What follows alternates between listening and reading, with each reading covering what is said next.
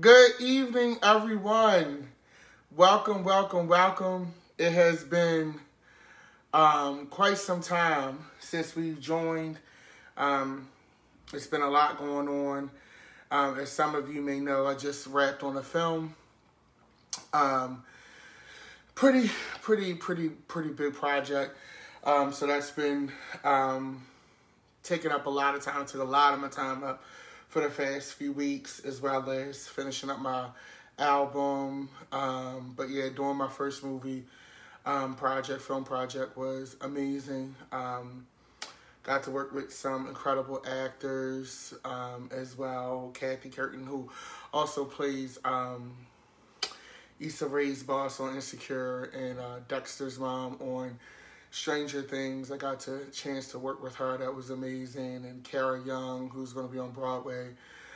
So it's been a lot going on. But the reason why we're all here, first, hello to you all. I see you logging in.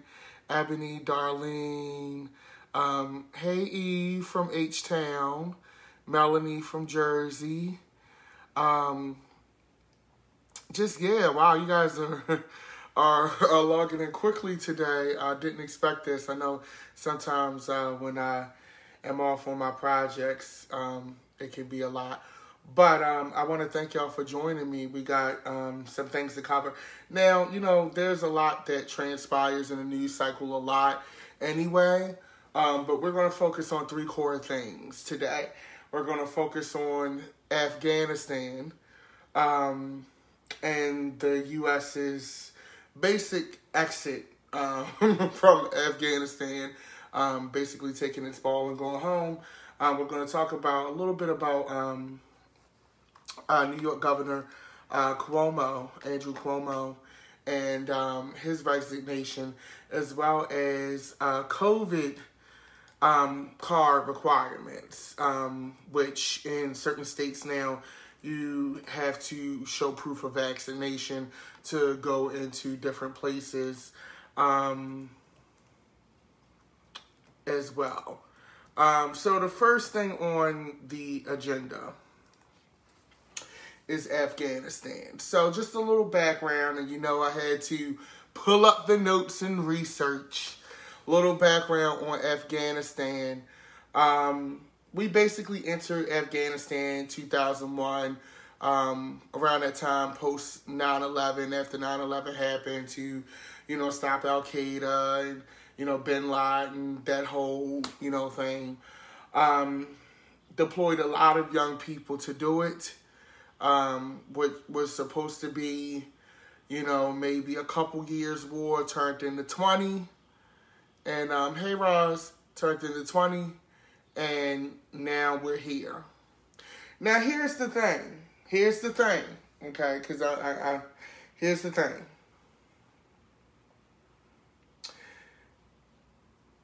You have people who are upset in the international community because they think that the exit strategy was not handled well. The reason why, some from the international community and both in internal government, of course, on the Republican side, but also on the Democratic side, too, as well, you have people saying that basically the exit was not handled in a good way. And part of me gets that, because the government infrastructure that was set up, that the United States helped set up in Afghanistan, it crumbled pretty quickly. Like, it's like gone at this point. But in seeing that happen, guys, I have to ask some questions. You can look at this one of two ways. Let's do a deep dive and think about this, right? It could be, was the U.S. so involved was the U.S. government holding hands so much that these people that were put in place weren't skilled or independent enough to take over by themselves? were these people actually advised or given the expectation that they would eventually have to do this themselves? That's one point of view. Also, too, are we upset that the government, the United States government, finally says, you know what, we've been basically spending money for the last 20 years on this war, and it's time to go? I feel like this, and this is just my personal opinion.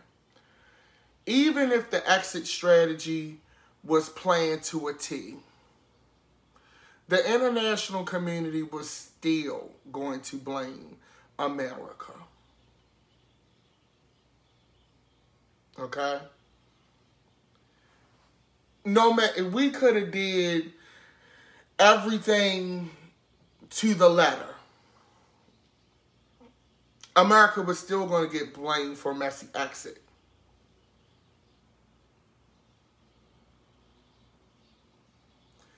If we trained them for, here's the thing, if we trained them for 20 years to take over their government and it crumbled in a week or so, then either we're terrible teachers or they just didn't think that this was going to happen. Okay? But at some point, you got to stop spending that money. And here's another point of view. And this is my point of view looking at this, right? I feel like America is restructuring itself and reorganizing for bigger threats. I think America is saying, you know what? We have the looming dark cloud that is China. We have Russia. And we need to kind of rethink our priorities a little bit as to how we do business. Okay? And having our military spread out in a country that's never really going to get it together. Like, these people have been fighting since biblical times. Okay? At the end of the day, you have to realign yourself to protect your country and your people. The thing that is interesting, here's what's interesting about America on a global stage. It's positioned as the beacon of hope. And you know what America is, bitch? America is Terry and soul food. For all my black people watching right now, America is Terry and soul food, bitch. She's the sister who everybody talks about. Oh, she thinks she know everything. She thinks she better than everybody. But when bitches need money, they call Terry. Okay? When bitches need help, they call Terry. When you about to get evicted, you call Terry. But at the same time, you want to also talk shit about Terry and say she thinks she better than everybody. She know everything. But when you really need help, you call Terry. And it's funny because when you watch Soul Food, and I didn't plan on, this is how sometimes I think the higher power speaks to me. For those of you who believe in a higher power. He sends me messages when I talk to y'all. And I didn't plan on using the analogy of soul food, but it makes perfect sense. When you watch that movie, initially, we think Terry is this terrible person. She's a bitch. But when you look at it, Terry's husband took $5,000 out the account without telling her. to record a demo, the same family member that she tried to help out that needed a place to stay ended up fucking her husband.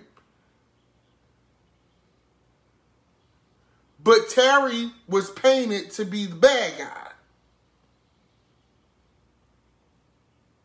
But at the end of the day, when bitches need a bailout, they call Terry. I know somebody in the church hear me today. Okay? So, with that being said, right? We got to look at this. We have had a lot of young people die. A lot of soldiers mutilated, handicapped, fighting a war for something that, honestly, I think people forgot why we was there in the first place. But let's also go on this angle, too. The world is a stage. This is WWE. Do not be lost at the fact that from a PR standpoint, does it look good coming up on the 20th anniversary of September 11th for the United States to still be in a country that committed an act of terrorism, as far as we've been told and we know? Is it a good look for you to still be in that country and it not be together? When you know in a few weeks we're going to have all this September 11th footage on our TV screens. We're going to have all of these interviews, all of these commemorative pieces. That's not a good look. Y'all know, I think everything is PR. I think everything is PR. That's not good optics. Okay? That's not, and can y'all hear me? I saw somebody say no audio. I don't know if they need to turn up their phone or what, but it looked like y'all can hear me. But that's not good optics. Okay? So, even though it may look messy to the American public, because let's face it, guys, once we really got all our people out of there, we're not going to see this shit on the news in what, September 11th is a little less than a month away. They doing this shit now so that it can run through the news cycle, so that people can get tired of it and tune out and move on, so that by the time September 11th hits, okay, we can have our patriotic, flashbacks, tear-jerkers, carefully crafted CNN segments, and the latter. Now, someone brought up in the chat, is it a good look? Hey, in Japan, oh my God, we got people in Japan. Is it a good look to see people on that tarmac in the airport fleeing for their lives? It did look like, somebody said it looked like a scene from the movie World War Z, and I couldn't disagree.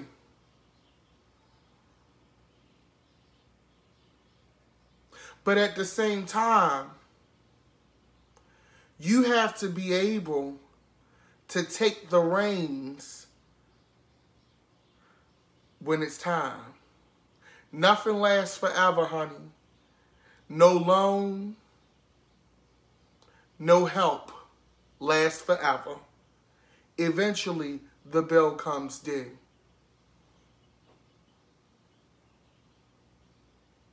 And unfortunately, I do feel for those people that are living there, because it's a terrible place, state of affairs. I feel for those people who did assist the government with this, the translators, the operatives, the Afghani intelligence workers, I do feel for those people. And it looks like they're trying to clean it up a little bit and get more of those people out. But eventually the bill comes due. And I'm sorry, but as an American taxpayer who, being a single person in this country with no children, who pays at a higher tax rate than someone with a family, I don't want to keep spending my money on a war that's never going to end. Not when they say that Social Security may not be available for my generation by the time I'm at the age to withdraw the money that I've been paying on since I was 16 years old working my first job at Burger King. So I'm also thinking about that. And it's not all about the money. Y'all know my heart. Y'all know I stand for the people. But at the same time, it's like this. When I was growing up, my mother would help out when she can on the block. You need a cup of sugar, I got you. You need a couple dollars, I got you. But we're not going to fill up your refrigerator every week. That's not how this works. Because I got a house to take care of too. Now, the funny part is this. Joe Biden did what Donald Trump wanted to do.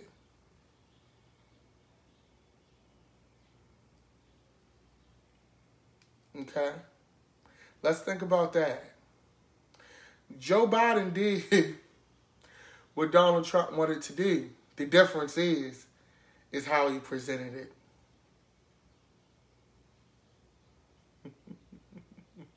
Now, I'm not dismissing the fact that Donald Trump was a madman. But it's also not lost on me that Joe Biden basically did what Donald Trump was saying we needed to do in the beginning, bitch. That's all I'm saying. Okay?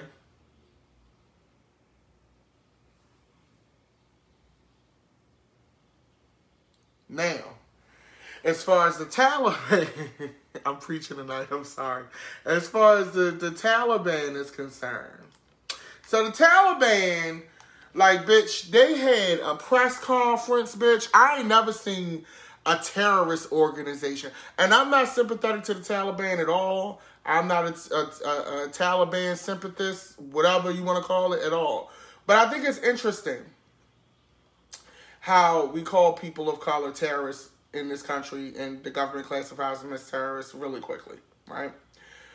But the Taliban went on a whole PR tour, bitch. This is listen, okay? Listen, Linda. Today's terrorism and, global political stage is in a new era of PR.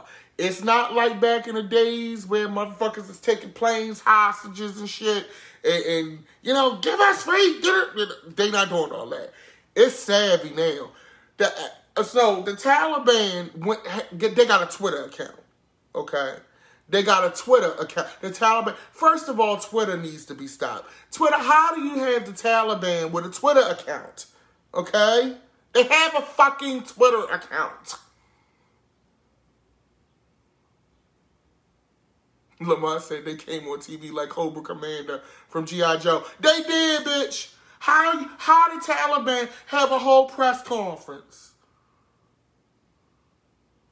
A whole press conference. So let me read you this shit, okay? So, let me find, hold on, give me a second.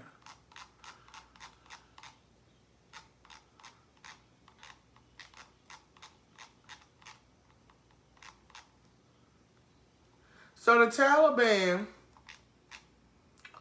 did a whole press conference basically saying that, hey, look, we are working on our marketing, bitch. That's basically what they said. We are not yesterday's Taliban. We are today's Taliban, bitch. They said they are not going to be doing revenge killings and retribution and all of that. They said that the women should be fine and that they're working on their imaging. They got a goddamn PR agent. Like, this is the era that we live in, bitch. As a terrorist organization in 2021, you have to have several things. Guns, an army, ruthless aggression, and a PR agent, bitch. It's a must. With premium cable TV access, a backdrop, a table, and it's got to be organized. That's what we doing in 2021. If you attack, I don't take you seriously as a terrorist organization. Who is your manager? Who is your agent? Who is your casting director, goddammit? If you don't have any of that, we're not taking you seriously. We don't care how much shit you blow up, how many women you rape, how many villages you pillage. If you don't have good PR, bitch, we are not taking you seriously as a terrorist group.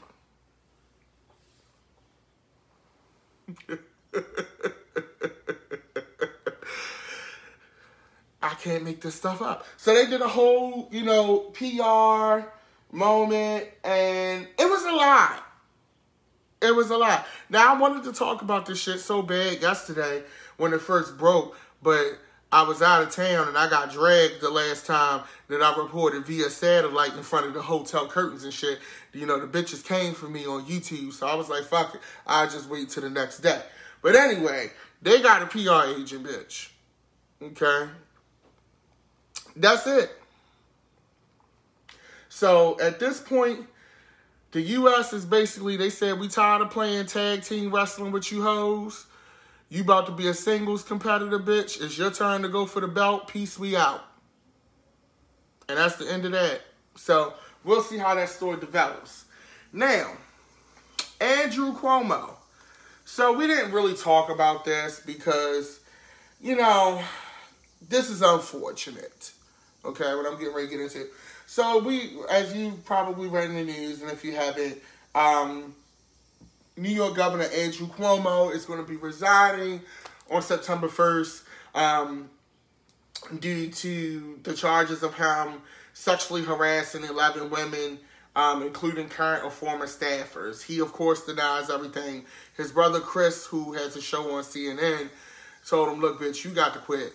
You got to resign. It ain't no staying there. It's over for you, niece. That's basically what Chris said. So he resigns, okay? Now, I'm not going to comment on the allegations. I'm not going to comment on none of that shit, okay? But it's crazy how you can go from being the voice of the nation in the middle of a global health crisis to where as though the public is watching you every day like you the president. News stations are broadcasting your COVID briefs like they presidential. Y'all remember, they was broadcasting Andrew Cuomo's COVID briefs every day like that shit was like the president reporting from the East Wing, bitch. I have never seen no shit like that.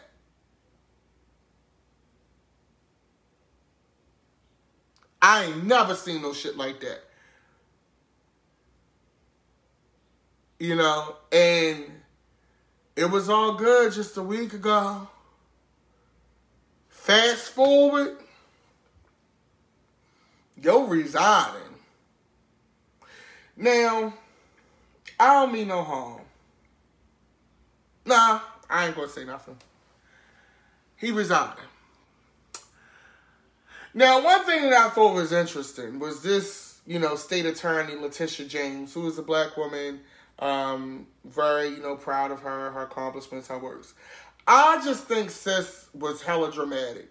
It was given Viola Davis level when she was announcing those sexual harassment findings. Now, he hasn't been charged for anything or nothing like that in a criminal capacity.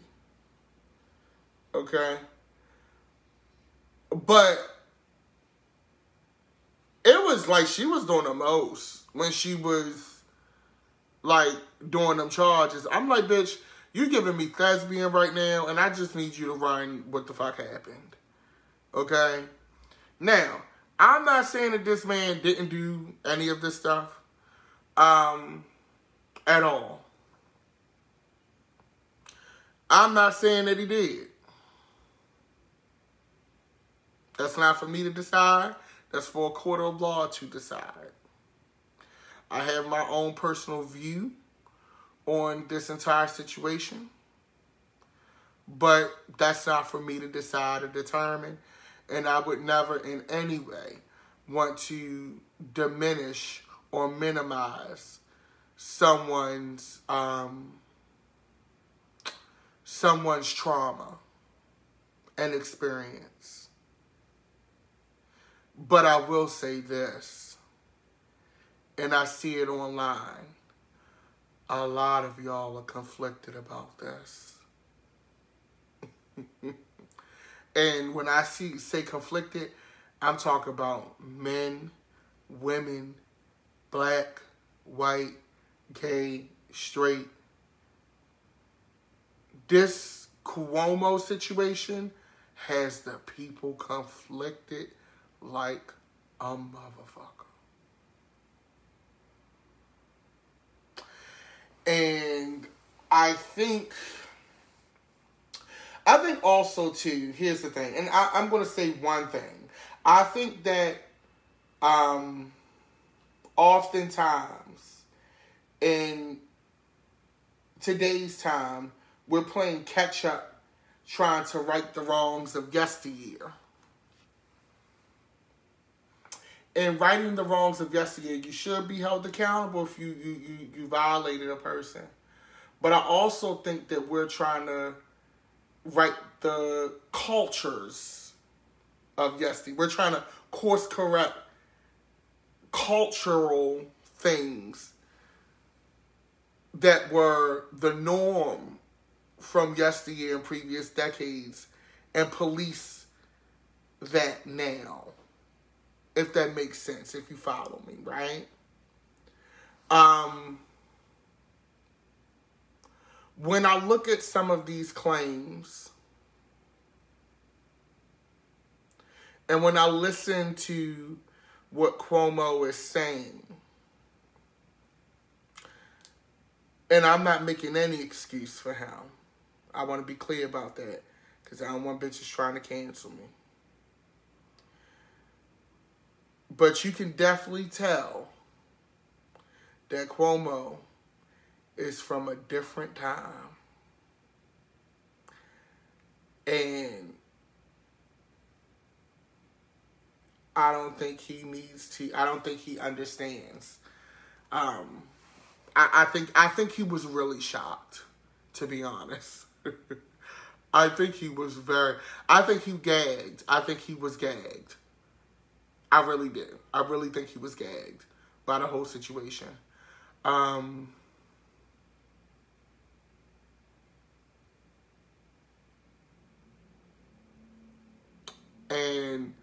I think what may have been commonplace, not that it was right, but I think we're in a place in time where I think everyone needs to respect each other's personal space, especially in the COVID era, bitch, mother dealt. Need to respect everyone's personal space and also respect that certain things just ain't gonna fly anymore. Okay? And I just want everybody to keep their hands to themselves. Okay? Because it's not somebody's job to interpret what the fuck you meant. Okay? Don't leave no room for interpretation, bitch. Keep your hands to yourself. Okay? Now, last order of business. Oh, before I leave that. So, now they mad at him, though, because he did file for his pension. So, Cuomo filed for his pension. His pension is $50,000 a year. Now, he's well within his rights to do that because he has not been criminally charged. Only a felony conviction can trigger pension forfeiture. So he has not been tried for any type of crime. He has not been found guilty of any felony. So he's eligible to get his pension. He put in his time. He can file for his pension. But, of course, folks are like, why is he getting a pension? Well, I mean, he put in his time. He didn't get charged for a crime. He get his pension. But the people are upset about that. But anyway, COVID vaccinations. So we finally reached that time, friends, where whether you choose to get vaccinated or not, that's your decision. That's your business. I ain't got nothing to do with that. And I'm not commenting on whether you should or should not. I'm fully vaccinated, been vaccinated since I could get vaccinated. But if you didn't, hey. But I think it's stupid. And I am going to say this, and I don't give a fuck who gets mad. It's stupid to not wear your mask, dummy. Okay? Wear your mask. You're sending your children to school, dummies, and you're not putting a mask on. And it's still a whole pandemic, dummy. And you see, people who fat as hell, not just even fat as hell, but motherfuckers like me, skinny people, laid up in wards and shit, because they not only didn't get vaccinated, but their asses ain't want to wear no goddamn mask. Okay? Now you on vents and shit. At least wear your mask. If you're not going to do the vaccine because for some reason you feel like the vaccine is going to do damage to your body, but you can go and suck 8 penises that been God knows where, that's on you. Okay? That's on you. Okay? That's on you. But at least wear your mask. Make your children wear the mask. Okay? Wear the goddamn mask. But guess what, sis? Don't wear the mask. Guess what's happening? Your ass can't go nowhere, okay? So now what's happening is, in a lot of places across the nation, a lot of venues, it's starting to become required that you're going to have to show proof of vaccination, okay? You want to go out to eat? Oh, where's your card? You want to go to the practice game? Where's your card? You're going to have to start showing proof of vaccination cards. And then I saw a report where someone had the government had intercepted fake vaccine cards that people were going to be selling. You idiots are going that far that you're going to buy a fake vaccine card? You a fucking dummy, okay? And I don't care if you disagree. I don't care if you don't like this. You an idiot. You in such a rush to feel like you in high school with a fake ID, so you gonna go get you a fake vaccination card, howling in front of everybody with your hot ass breath, spilling COVID out every goddamn where, in the middle of a global plague, cause you got rights. Fuck you and your rights and them dirty ass Reeboks you be wearing. Okay, I just hit below the belt. And yes, that was a little personal, but he tried me. Anyway, you're going to have to start showing proof of vaccination. Okay? And I don't see anything wrong with that. AC said that the cards were shipped from China. I can believe it. I don't see anything wrong with that. Because at this point, like I said, getting the vaccine is your choice, but I'm sure that you've known somebody that's got vaccinated and they're still very much here. The vaccine does not prevent you from getting COVID, but it will prevent you from dying. And I'm going to tell you this right now, here and now. If you're not vaccinated and you choose to not wear a mask, you choose to put yourself in tricky situations, you want to go out and socialize, fraternize, and Mother Adult creep up on you, and she decides she want to powder your nose, I don't want to see you on CNN. I don't want to see you on USA Today. I'm going to turn the channel and watch Dynasty reruns at that point. Because this is like having the AIDS epidemic happen. Dominique Morgan brought this up, and I thought it was a great point. Having an AIDS epidemic happen, and you see people dying all around you, and they come out with a medication, and you don't take it. Then when you get AIDS, and you withering away, now you wanna fight the power.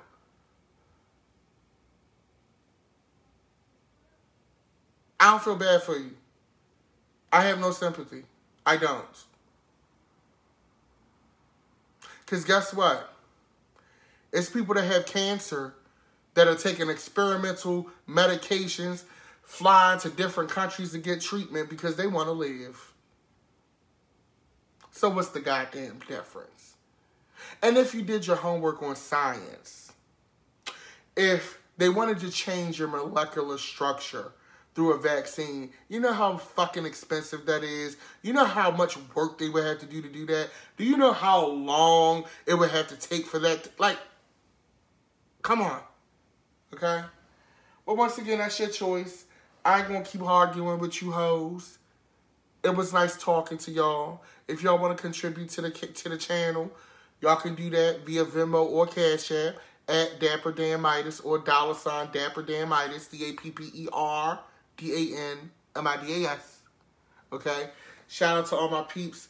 Shout out to my cabinet. I love y'all. I will be in Las Vegas this weekend because I'm going to SummerSlam, WWE SummerSlam. Shout out to my special friend Hassan for surprising me with that. No, I'm not like in a relationship, but you know, I'm courting. Okay. But yeah, so I'll be at WWE SummerSlam.